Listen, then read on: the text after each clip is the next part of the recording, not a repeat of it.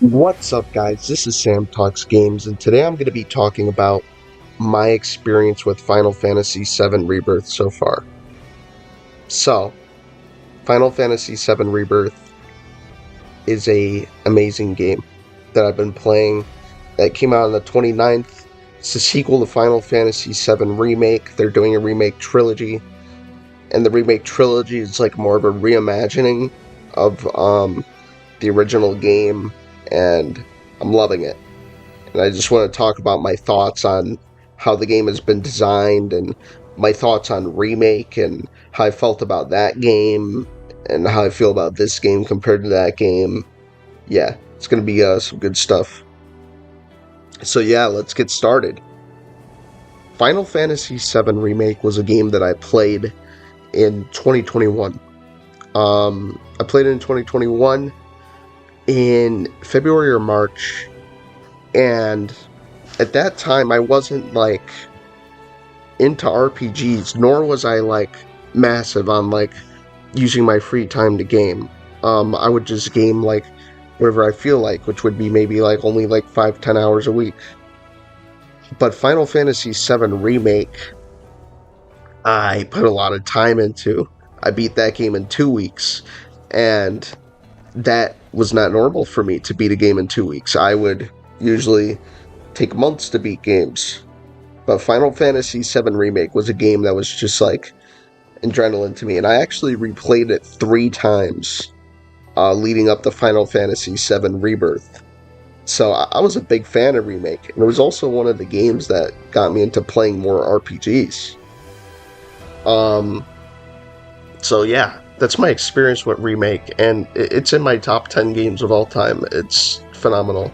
It's up there with the greats like Infinite Wealth, Twilight Princess, Ocarina of Time. It's up there for me. And Rebirth, playing it, I gotta say, even liking Remake so much, even though like I'm such a big fan of that game, Rebirth is better in every way. The open world exploration honestly feels like Xenoblade, Zelda, Elden Ring. It feels like that kind of open world. It feels like lived in, and it feels vertical, and it feels like you're actually exploring the open world. There's a lot of verticality as shown in the clip here. um, there's a lot of verticality to the world, and you gotta learn how to get up to places and do all this stuff, and it actually takes thought, and the combat's much better. Actually, it feels more fluid. um, you could like do airborne combos, and for example, you could use an ability called Firebolt Slash that'll teleport you to an enemy, even if they're in the air. Then you could start doing combos in the air on them, and then you could do like triple slash to like teleport between other enemies. Just the combat feels so much more fluid, and the game is actually very challenging. So, because the game is challenging, it really requires you to strategize a lot when it comes to combat, and do what would be the most optimal. I've died a lot in this game. I've died probably 10, 15 times at least. And in Remake, I couldn't say that was the case. At this point of the game in Remake, I might have died like 2 times. Um, so, and Remake, in my opinion, was actually harder than the original game, because the original game was very easy from what I remember. Um, but yeah, the game's challenging. The open world's nice. The way the story is done is just phenomenal. So you'll get to every 2 chapters, you'll unlock another region, and then for this region, it's Junon. It's the Junon region. So I could go to Junon, or I could do the open world stuff. And they give you a choice, and the open world is structured like an open world, but you can also go through the story linearly. It is still a linear game.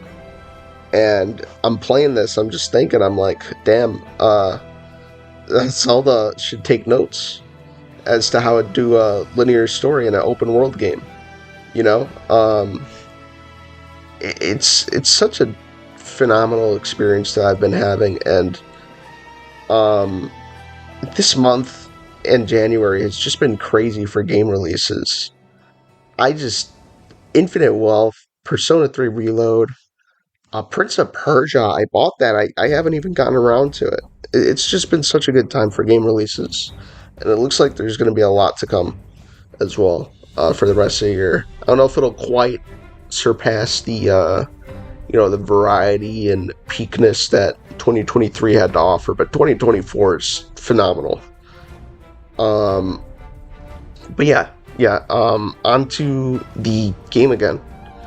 The side quests in this game, they're phenomenal. The side quests in Remake, that was one of my gripes with the game. The side quests felt boring and unconsequential, and I really didn't feel pushed to do them.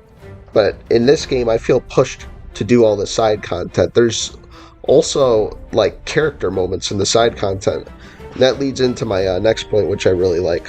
You can get your relationship level up with your main party members. So you can get your relationship level up with like Tifa, Aerith, Barrett, etc.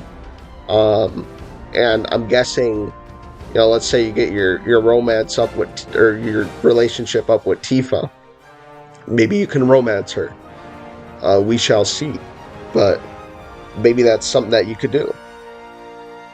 Also, there is a lot of secrets hidden in this world outside of the intel that you normally get. You get like world intel, so there's like exploration intel, divine intel, Moogle intel, etc., battle intel.